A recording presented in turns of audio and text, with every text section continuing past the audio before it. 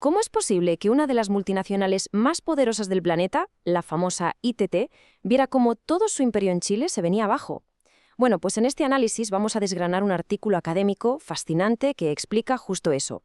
Nos cuenta cómo una estrategia de alianzas políticas que al principio parecía brillante se convirtió en una auténtica sentencia de muerte. Vamos a ver cómo apostar por los socios equivocados puede hundir a una empresa, por muy grande que sea. Esta es la hoja de ruta que seguiremos. Empezaremos fuerte con la guerra secreta que lo destapó todo. Después nos meteremos con el concepto clave, la legitimidad obsolescente. Veremos la alianza original de ITT con la élite, luego cómo Chile cambió por completo, cómo la empresa se quedó atrás convertida en una reliquia y, bueno, el final, el riesgo, la reputación por los suelos y la expropiación. Vamos a empezar por el final, por el clímax de la historia. Un escándalo mundial que puso de rodillas a un auténtico gigante corporativo. Estamos en 1972. El presidente de Chile, Salvador Allende, se planta ante la Asamblea General de la ONU y denuncia ante el mundo entero una conspiración. Habla de corporaciones enormes que operan en la sombra, sin control, sin que nadie, ni siquiera sus accionistas, sepan qué hacen realmente.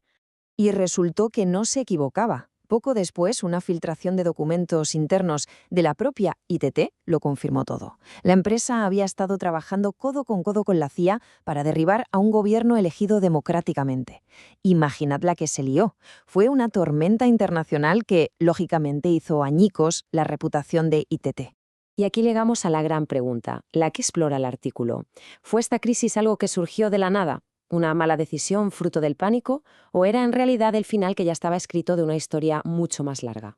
Para entenderlo, hay que pararse en el concepto central del artículo, una teoría que los autores llaman legitimidad política obsolescente. Y es que esta idea es la clave que nos permite entender todo este embrollo. A ver, ¿qué es eso de la legitimidad obsolescente? Pues es básicamente el proceso por el que una empresa extranjera va perdiendo su aceptación en un país. Ocurre cuando se pega tanto a un régimen político, a una élite, que cuando la sociedad avanza y ve esa élite como algo del pasado, como algo ilegítimo, pues arrastra a la empresa en su caída. Se convierte en un símbolo de un pasado que ya nadie quiere. El proceso, además, sigue unos pasos muy claros. Primero, la empresa se alía con los que mandan. Pero claro, la sociedad cambia, la política cambia.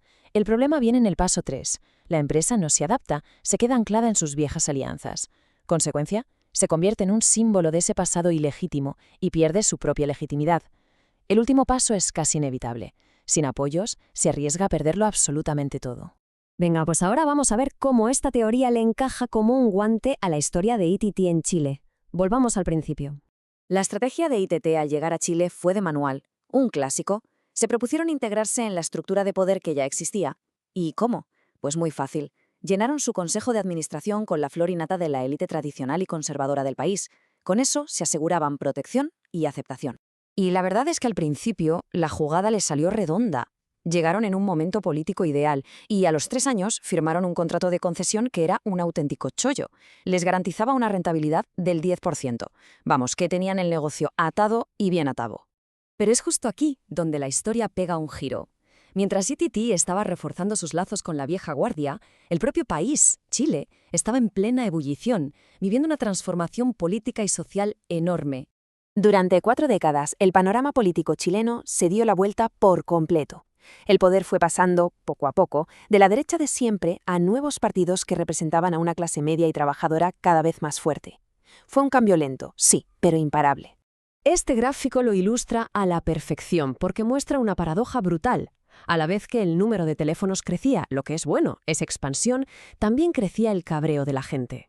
El servicio se consideraba caro, malo, y cada vez más chilenos veían que los beneficios de ese monopolio iban a parar a una élite política que ya no representaba a casi nadie.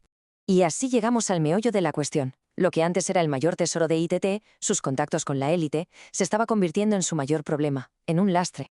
Y estos datos son la prueba del algodón. Ojo a la tabla. Entre 1950 y 1970, un periodo de cambio político brutal en Chile, la directiva de ITT estaba congelada en el tiempo. 16 consejeros de los partidos de la derecha tradicional. Y mientras, del nuevo centro político de la democracia cristiana que estaba en pleno auge, solo 4. O sea, la empresa vivía de espaldas a la realidad del país. Claro, con este panorama, los nuevos líderes políticos lo tuvieron facilísimo para crear un relato en contra de la empresa. ITT se convirtió en el villano perfecto, un monopolio extranjero que daba mal servicio y sobre todo que era un símbolo de un pasado injusto y desigual que Chile quería dejar atrás. Y con esto llegamos ya al capítulo final, donde esas décadas de ir perdiendo legitimidad poco a poco terminaron en un desastre corporativo cantado. En vez de intentar adaptarse a la nueva situación, ITT eligió el peor camino posible, la conspiración. Cuando vieron que con la victoria de Allende se les acababa el chollo, entraron en pánico y literalmente conspiraron con una agencia de inteligencia extranjera para meterse de lleno en la política chilena. Cuando todo esto salió a la luz, se acabó. La poca credibilidad que le quedaba a la empresa se fue por el desagüe. Se quedaron solos, sin nadie que los defendiera. De hecho, apoyar a ITI se volvió algo tóxico, imposible, incluso para los mayores opositores de Allende. Y esta es la conclusión fundamental del artículo, la idea con la que nos tenemos que quedar. El escándalo de la CIA no fue la causa del problema, fue solo la gota que colmó el vaso. Fue el empujón final que hizo que la expropiación fuera inevitable. El ataúd, por así decirlo, llevaba décadas construyéndose, por la incapacidad de la empresa para entender que Chile había cambiado. Y así, la historia de ITT en Chile nos deja esta pregunta, que sigue siendo increíblemente relevante hoy en día. ¿Qué empresas gigantescas actuales podrían estar atando su futuro a un orden político que, quizás, no sea para siempre?